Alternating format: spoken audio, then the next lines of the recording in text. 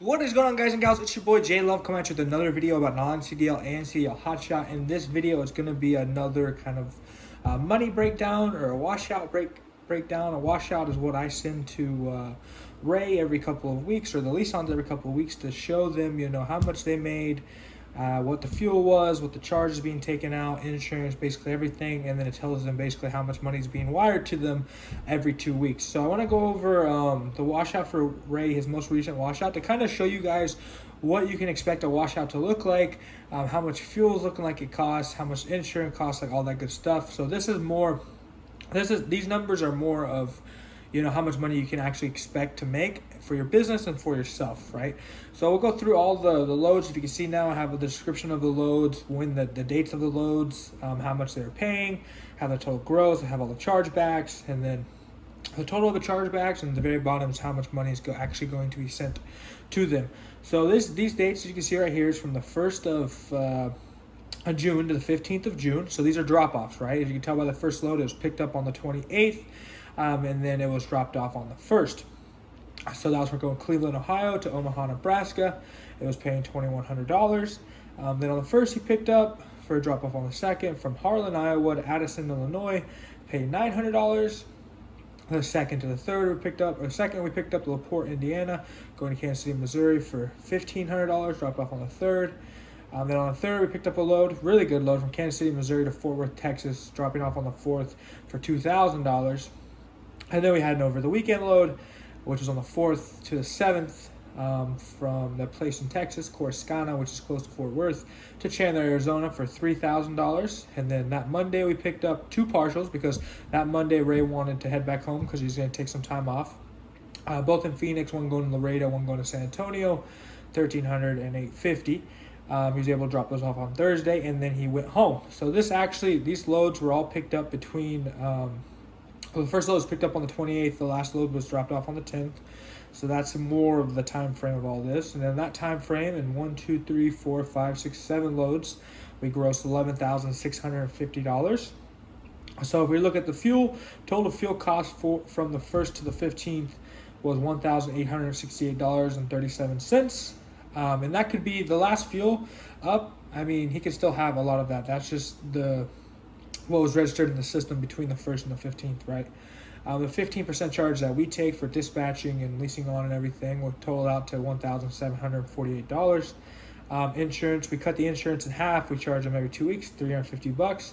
And then this fuel adjustment, we don't usually see this. I ended up messing up the fuel on the last one, which I always have these verified by Ray to make sure that I don't mess the numbers up, because I'm not perfect. So I had to adjust it by $241. So I gave that back to him, basically. So the total chargebacks came up to $3,725.37. So we take the total gross minus total chargebacks, and you're looking at a total to be paid of $7,924.63.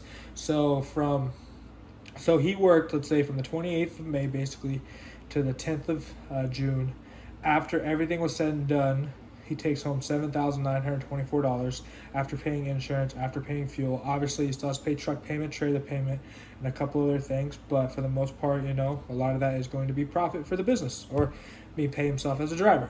So there's that. Another thing I want to look at with that, guys, to kind of show you, is the IFTA report. So if you have Keep Trucking, I think you have to have the most expensive version of it, but it's only like $35 a month. You can look up your IFTA reports, and what this is going to tell you, you can look from a period. So right here we have the period of June 1st to June 15th. It'll tell you all the miles you ran. Now, this doesn't go off of like your loaded miles, right? This is every mile the truck moved. If you went to Walmart for 5 miles, if you did anything else, it is in this total distance. So from June 1st to June 15th, we did a total distance of 4,519 miles, or 4,520 miles, basically.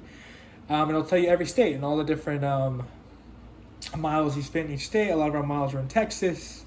Had a good amount of miles in Arizona, going to Phoenix or whatever. So yeah, that's really cool, guys. But one thing I like to do with this is just kind of gives us a rate per mile pretty quick. And this is cool because this is every mile. So it's all the deadhead miles and everything from this period. So if we go to our calculator, we throw a calculator up real quick. Pull that bad boy up. You do, how much did we gross? $11,650, right? Hold up. 11,650 was the gross. So let's take that, boom, boom, boom, boom, divided by total miles, which was 4,520, we're gonna say. And then we hit enter on that. And if you divide that, it's 2.58 basically. So $2.58 per mile was basically our total miles for those loads in that time period. And I go off of drop off, right? So that first load, we picked it up on the 28th, right? So some of those miles would have fell on the last period's IFTA report. So therefore it's not being taken into account in this, but it was taken into account the last time. So that cut into that per mile. So for the last 15 days, our miles in general, these are not loaded, this is loaded, unloaded, everything, was $2.58.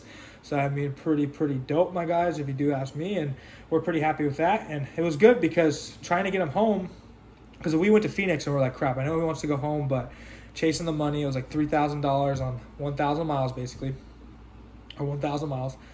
I was like, gosh, I want to chase the money. So I called him like, yeah, let's chase the money. So we chased it down, and then we had to get a couple parcels coming back, and we ended up, I think, doing $1.70 a mile, $1.80 a mile maybe. So it wasn't terrible, but it wasn't that good trying to come back. So we knew that would cut into our overall per mile, because the per mile is pretty important, guys, because if you know your actual operating cost per mile, then you're going to know what your profit margins are, and you want to keep profit margins up, whether you're only taking 2 loads a week or 5 loads a week. You want to keep profit margins up, because if profit margins aren't up, you're not making any money. Like, you're not, no matter how many loads you take, no matter how far you drive, if you have low profit margins, it's just not worth it. So keep the profit margins up, and at $2.58 per mile, we have pretty good profit margins, so we're happy about that. But yeah, guys, hope you could learn from this. Hope you could kind of see this and look at what some actual numbers look like. This is for race setup. He has the F550 with the sleeper. He can haul about 21,000 pounds. Some of these loads were 19,000, 20,000 pounds. Some of these loads were 5,000, 6,000 pounds. So different array of loads. Some were tarps, some weren't. It's different array of loads, but basically every load that was on this was booked off of the load board, off truckstop.com. That's the only load board I use, only one I feel that's necessary to be used and to spend money on. But every load on this, none of these were, from my knowledge, nobody called me, offered me any loads. These were all off the load board. So love you guys so much. Thank you guys for watching this video, and I hope y'all have a great day.